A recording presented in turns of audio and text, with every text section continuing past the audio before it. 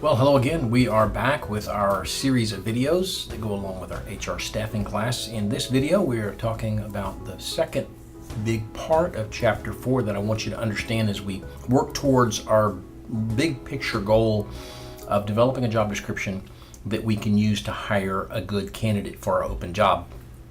And in Chapter 4, Video B, we're looking at the second piece of the overall job description document. You'll remember from Chapter 4A that we talked about the job description itself, and that consisted of the summary statement of what this job is all about on a big picture level, and then the series of functions that job will do on a day-to-day basis or on a once-in-a-while basis, but the essential functions of that job that separate this job from anybody else's job, the things that this particular job has to get accomplished for our organization to be able to move forward. That was part 4A. In part 4B, we're looking at the other big piece. Actually, as we design the job description, there's three big pieces, and the essential functions of the job description as we know it is the first part, and this particular video is dealing with the third part. There's a little piece in between that we'll talk about in a separate video, but traditionally the two main parts of the job description are the essential functions and the knowledge, skills, and abilities, or the person's specification. So that's what we're going to talk about here. And let's go ahead and get started with a graphic of what we just talked about. The outcomes of a job analysis we mentioned in the last video lecture is that we do the job analysis to accomplish a very specific purpose, and that is to create a job description. And the job description is the overall term that refers to the document that is created that really has a couple of parts. One part is the job description, just talked about that. The job duties, the responsibilities, we call that the essential functions. And then the person's specification, which is what the employee or the candidate needs to have in terms of their skills and their abilities and so forth, and to be able to successfully do this job. The essential and the desirable criteria for whoever has this job. So let's look at it a little bit more in depth than that. The person's specification, again, the characteristics of someone who is able to perform the job. And as we decide what the person specification, what the skills are that we're looking for in this particular person to decide if this person can do this particular job, keep in mind that it has to be focused on what this job does. I mean, it might be very legitimate in a lot of contexts to say that we want the person that we hire to be very outgoing, to be very bubbly, to be very personable, to be able to connect with coworkers. And that's all fine and good unless this particular job doesn't require that. If this job can be done by somebody who is a grouch, who is a grump, who doesn't get along with other people, the fact that we want somebody who's very outgoing is irrelevant to whether they can do the job or not. So we got to make sure that when we create that list of criteria that we're looking for in the candidate, that it does, in fact, tie to something related to the job, and that it is critical to success on that job. So it doesn't always make sense. In fact, it probably rarely makes sense that we create the person's specification part of the job description first. It has to be second, because it has to support or enforce or uphold the essential functions. So the process that we typically go to is to look at the job. What does it entail? What does it involve? What does somebody do? What are the things that they do on a regular basis? That's where we start. Once we have the list of things that they do, now we think about what skill do you need to do this thing? What character do you need to have to do this thing? What characteristic do you need to have to do this thing? What prior experience do you need to do this thing? What education do you need to do this thing? None of that really is relevant until we know what this thing is. So start with the job description, the essential functions of the job, and then think about what makes it more likely that you will succeed in these functions based on the presence or absence of these things. So that's second, supports the job. So The job-related minimum expectations are what we talk about in the person specification. What is the bare minimum basics that you've got to have in order to even be thought about for this job, to be successful in this job? And it needs to be fairly specific. We tend to be very vague in these things. Critical thinking skills is kind of vague. Although you either have critical thinking abilities or you don't, but you may have variations of levels of critical thinking skills. So the more specific we can get this thing, the better. So instead of critical thinking skills, maybe the ability to analyze data and create a proposal based upon that data. That's much more specific than critical thinking. The ability to think about the likely ramifications or outcomes of a decision is much better than big picture thinking. So the more specific, the better. Why is all this important? Because we know what this job requires. We know what this job does, but we don't necessarily know which one of these 20 people is going to be able to do it the best. The more we get specific with this person specification, the more we can use that as a checklist to say which one of these 20 people is much more probable to be successful in this job. And not just successful in this job necessarily, but successful immediately in this job. So the person specification helps us to identify who the ideal candidate is. And it helps us to prioritize what we're looking for. I used as an example in a prior video the idea of dating towards the goal of looking for who you're going to marry. Somewhere in the process, we create this list of the ideal candidate. She is this height, she is this weight, she is this complexion, she has this color hair, whatever. Those things may be important, they may be not. She has this education, she has this family background. She has this church affiliation. Those things may be valuable to you, they may not. But as you begin to put together that checklist of what's important, it becomes much easier to determine whether this particular gal is a better candidate for a long-term committed relationship than any of those other 10 gals. Same thing with our jobs.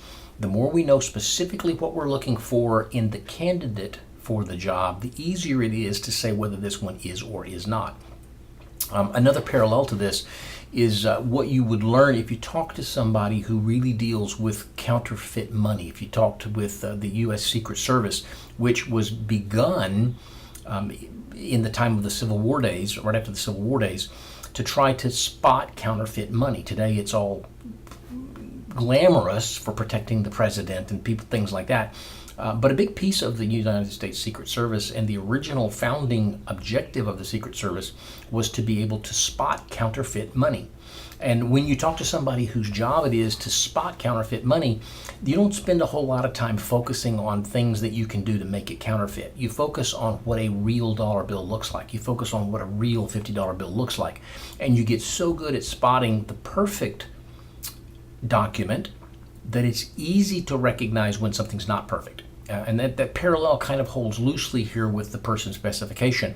When you know what the perfect candidate looks like, it becomes very easy to spot it when you see it. And it becomes very easy to spot what's lacking when you don't see what's perfect. So focus on the perfect loosely and see if you can use that to help you figure out which one of these people is going to be the best. When we talk about skills and abilities and education and those kinds of things, we got to keep in mind two important contexts here, and both of these things are important for test purposes. We talk about either essential or desirable. Essential means there's no questions, we're not debating this. This is the absolute bare minimum. The essential criteria when it comes to skills, abilities, knowledge, education, experience, certifications, those kinds of things, represent those things that if you cannot do this, you cannot be successful on this job. They are required or critical for success. For example, if the job that we are looking to hire is a truck loader, it's critical that you can lift packages. And now, in some cases, you can use forklifts or hand trucks or dollies or things like that. But at some point in time, you've actually got to be able to lift a package. And if you can't lift a package, you're not going to be successful loading a truck. An essential criteria for an accountant may be the ability to do math. If you can't do math, we might can work around that with a calculator, but you got to have a basic understanding of math to be successful as an accountant. So the essential criteria, those things that it is virtually impossible to be successful if you don't possess this characteristic. And it is legitimate to exclude somebody from consideration because they don't possess something that is essential or critical for success.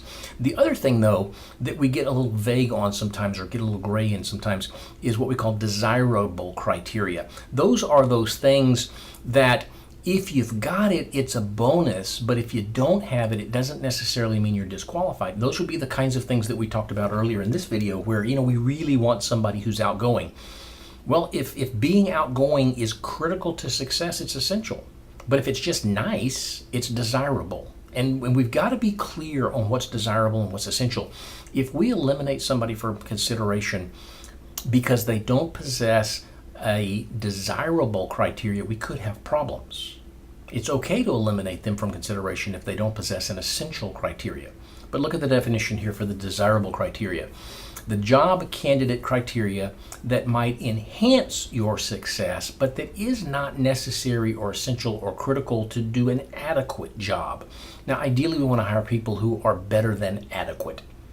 But there are things, as we said, that are nice to have that aren't critical. You probably heard over and over again when you were growing up from your parents, I know that you think that you need this, but that's not a need, that's a want, right? I want a brand new car, but I need transportation. I want the latest iPhone, but I need something to be able to make phone calls when I'm in trouble. The desirable and the essential. The essential is the need, and the desirable is the want.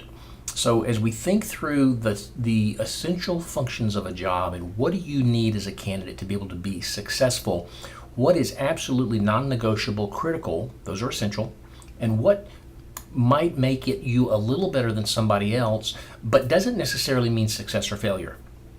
And again, as we said on a prior slide, if there's something that is not related to success, we got to be careful about putting it in the job person specification. Now, we could put it as desirable, but we're better off to not include it at all. So keep that in mind as you're starting to think about your job description and the person specification of your job description. Okay? Those two ideas, the essential and desirable, you got a couple of questions on the test to make sure you understand those concepts. So how do we go about doing the job analysis? We've talked about the job description, the essential functions. We've talked about, at least briefly, the person specification, the knowledge, skills, abilities, other characteristics, education, experience, certifications, those kinds of things that you need to have in order to do this job. But how do we know what goes into that document? There's a number of ways to do that, 5 in particular, ways that we can go about doing a job analysis. The first is what we refer to as the critical incidence method. And that's where we get subject matter experts, we get managers, we get people who do this job who are really good at this job, people who really know what they're talking about, who sit down and they brainstorm and they provide examples of what that performance looks like for that job and examples of what it looks like when it's good and what it looks like when it's bad. So for the accounting position, the accounts payable position, folks sit down and say, okay, well, these are the things that an accounts payable clerk does, and here's what it looks like when they do it well, and here's what it looks like when they do it poorly. And probably they go back to observable measures from the past, maybe that we've made notes on in people's files where they did it really well and we wanted to reward them. Or they did it pretty poorly and we needed to go back and train them or maybe even reassign them or get them out of the organization. But it's very detailed examples of what these things look like when they're good or bad. And as we begin to understand the variations or the gradations of the quality of this thing, we begin to understand what it looks like when it's done well and what you need to be able to do it well. So the critical incidence looks at actual on-the-job behaviors that we've experienced or observed in the past. So we're thinking back to real life examples in our organization. Maybe it's, Johnny did this really well last week and here's how he did it. Or, you know what, when I was at that other company 4 years ago, Susie did this and I've always admired the way she did it and here's how she did it. That's really, really critical to success in this job. So we would call it a critical incident. You've got to be able to do this to perform this job. Here's what it looks like when you do it well. Here's what it looks like when you don't do it well. So the critical incidents technique. Second way that we can do a job analysis is through job elements. It's similar to critical incidents, but rather than looking at specific examples of when it's happened in the past, we're kind of hypothesizing. We're brainstorming and listing pieces of the job without necessarily looking at how they've been done in the past, or how John did it, or how Steve did it, or how Louise did it well or poorly, but simply just a listing of the things and how it's important. So here's 10 things that we brainstormed that are important for this job. Here's the one that's the most important. Here's the next most important, all the way down to number 10. So the subject matter experts, again, that's in common between the critical incidents and the job elements models or methods. The critical incidents, it's not just identifying the tasks, but thinking about how those tasks have actually been performed or done. Job elements, just simply thinking about the tasks and ranking them from best to worst, or most important to least important. But we have people involved, just like with the critical incidents. And we have documentation, not so much how it's been done, but what it involves and what it looks like. So 2 different ways so far that we can do job analysis. The third way that we can do a job analysis is not the brainstorming techniques, but interviewing people. And we can either have unstructured interviews or structured interviews. With an unstructured interview, we're taking people who do this job. We're pulling the accounts payable clerk away from his desk for a little while, away from her cubicle for a little while, and saying, hey, let's just have a conversation about what you do. It's going to be very casual, it's very informal, it's free-flowing, there's no specific questions, I'm not looking for specific answers. Let's just talk to me about what you do all day and think about yesterday and last week and what you do. And as we talk about ideas, we'll ask some questions to kind of get a little bit deeper, but you're kind of going to direct this thing and you're going to kind of tell us what's involved in your job. That's good because sometimes the pressure of specific questions gets us so focused that we don't explore the things around it. But it can be bad because what we may find happening in an unstructured interview is that you really talk more about what you just did because it's fresh on your mind, or you talk about the thing that you like but not the thing that you don't like. So we can miss things. The alternative to the unstructured interview is the structured interview, where we have a very formal setting. We have a list of questions that we're going to ask, and we say, okay, here's the 5 questions, answer this good. Here's the second one, answer this good. Here's the third one, answer this good. So we target things that we think are important, and we make sure that we cover things to our level of satisfaction that we think are important. But it can be bad to do a structured interview because, again, we can miss things. We may not have any idea to ask a question about this thing. You, as the accounts payable clerk, know that you spend a fair amount of your time doing this thing. But if I don't ask you a question about that, you don't have the opportunity to tell me about that. So when it's structured, we can get to what we want to find out or what we think we need to know about, but we don't necessarily get everything. So we've got to have a combination. If we rely on interviews, if we rely on people who do this job, we've got to have a combination or a complementary offset with some unstructured where you just talk to me for a little bit, and some structured where I ask you specific questions that you respond to. Fourth way of doing a job analysis is through a task inventory. That's where experts, again, you see a common theme through this. It makes the most sense to talk up to people who know what they're talking about, people who've done the job before, people who do the job now, people who manage the job, but experts. We use the phrase subject matter experts for critical incidents and job elements. We have the unsaid assumption with interviews that it's people who do the job, and probably people who do the job well. We probably don't spend a lot of time talking to people who are marginal in their performance. We talk to the ones who are really good. And again, with the task inventory, it's experts who kind of brainstorm tasks and just kind of, here's one and there's one and there's one. It's not so much structured, here's a list of things, but just, pulling things out of the air from all different places. These are the things that we do.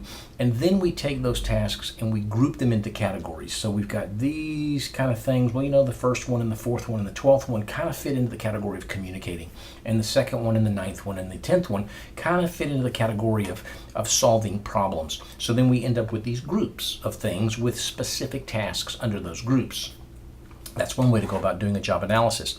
The last way is through a structured questionnaire, which is kind of similar in context to the interviews, except that the interview is a conversation that we have, and a structured questionnaire is probably either a paper and pencil or an online click the buttons with your mouse kind of thing that we give to the job holders and to the experts to get their input and their feedback.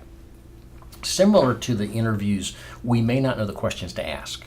At least with the interview, somebody can say, you haven't asked me about this. Oh, okay, let's explore that. With a questionnaire, you can't do that because I'm filling out a piece of paper. You didn't ask me a question about going down the hall to turn in this form, which I do every single day, which is an important part of my job. But there may not be a place where I can add that information in. So when we have predetermined questions on a questionnaire, we may not know to ask certain questions and we may miss important things. But where the structured questionnaire comes in handy sometimes is that it can be very easy. It may take a while to develop the questionnaire, but once we have the questionnaire in a format we kind of like, we can zip it out to 10 different people real quick. They don't even have to leave their job, their office, their cubicle. They can click on it in an email, open it up, key in the answers, go to the website, click on the buttons, close it, and they're done. And we don't have to spend an hour talking to them. We can take 5 minutes of their time to fill in their questionnaires, and it doesn't take them away from their job. Any of those 5, and specifically, more appropriately, a combination of those 5, probably can give us a pretty good insight into what this job looks like, what the functions are, so that we know how to begin to structure what it is we expect from somebody who does this job. With all that context, one last slide in this video lecture, things that we need to think about as we're starting to do this job analysis, and especially as we interact with people who do this job. First thing, we got to avoid become political. We cannot give the impression that there is some motive behind this. If you're the person who does this job, and I as the manager call you in and say, tell me about what you do all day, it can be very, very easy to think, and this kind of overlaps with point number 2 there, maybe you're doing this because you're looking for a reason to yell at me for some reason. It's kind of like when we'll combine these two things together: avoid becoming political, avoid creating conflicting motivation, prevent defensiveness and mistrust. Think about the husband who works outside the home, and the wife who works inside the home, who cleans and takes care of things and takes care of the kids and all this kind of stuff.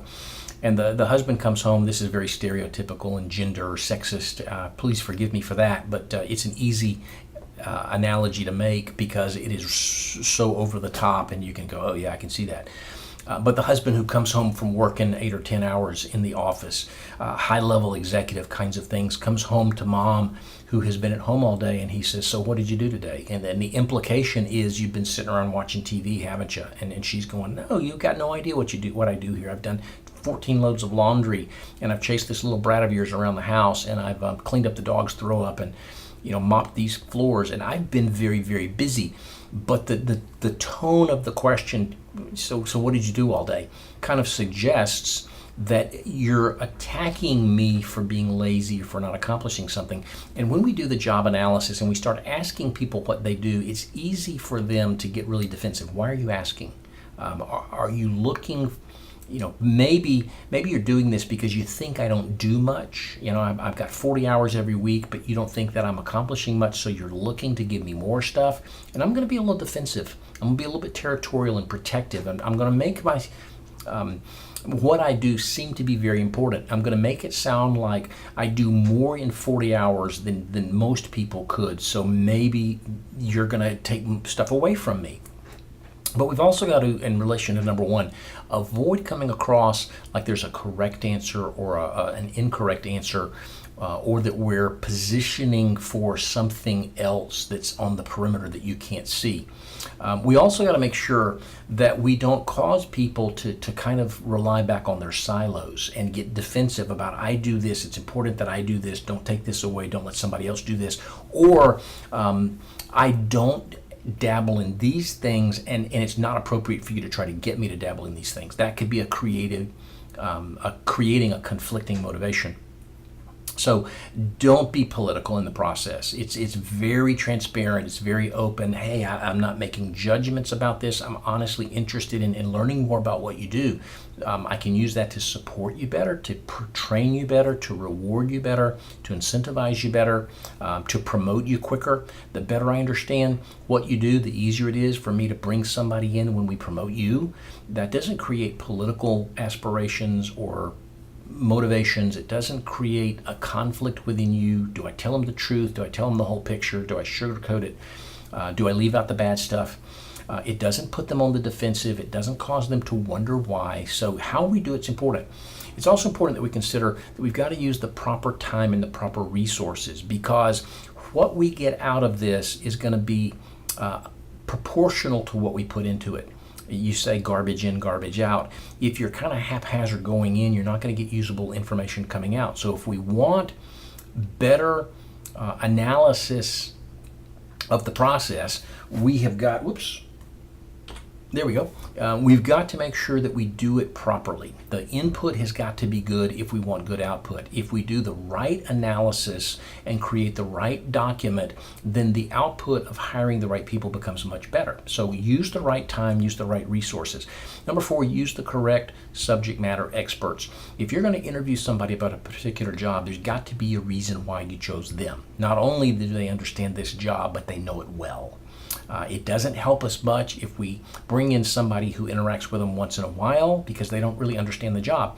It doesn't really help us if we bring in somebody who does the job but doesn't do it very well, because they're going to distort it in the wrong way. It needs to be people who either do the job or who interact frequently with those who do the job, or who manage those who do the job, or have some real direct connection to people who do the job, and who do it well. So the managers of the people, the higher performers of the folks who do that job. And then the last thing is to use the proper techniques. We talked on the last slide about a lot of different things: critical incidents and questionnaires and structured and unstructured interviews and task identification, things like that. There's a combination of those things that makes the most sense. Not everything works well every time, but it's probably rare that one thing, one technique, one tool, one method is going to give you everything you need to know. So you're going to want to do some brainstorming. You're going to want to do some critical incidents. You're going to want to do some structured and unstructured interviews. You're going to want to do some questionnaires. Use the right techniques to get the broad picture that's accurate of what this job looks like. That's what's all about the job analysis. So in this video, we've talked a little bit about the person specification, which are the desirable and the essential qualifications that are necessary to do the things associated with this job, the essential functions well. And we've also talked about the process that we go through to try to figure out what those essential functions are, and then what those essential and desirable qualifications are. And hopefully that's starting to paint a big picture of how you go about doing this job analysis. We said too, in I think the 4A, that we need to do this on a regular basis. It's not a one and done kind of a thing. We've done it one time and we're good. We got to do it for every job to make sure that we've got the right focus on the jobs, the right essential functions assigned to the right job titles, and that as time passes and jobs begin to change a little bit, that we keep that job description updated and proper. So knowing how to do it, you get the impression too, I think, that it is not an easy process. It's a very time-consuming and labor-intensive process to create a good job description. But by golly, when you got a good job description, so much of life is easier. So it's worth the investment of time. It may be a project that you can't do in a short period of time. It may take you years to do all of these jobs the way they need to be done. Once it's done, maintaining it is easy. It's like the hiring of somebody versus the developing of somebody. The hiring them is tough. Once you've got them, it's easy to develop them. Once you've got the job description, it's easy to modify it. So put the time and the energy and the effort into creating the job description right.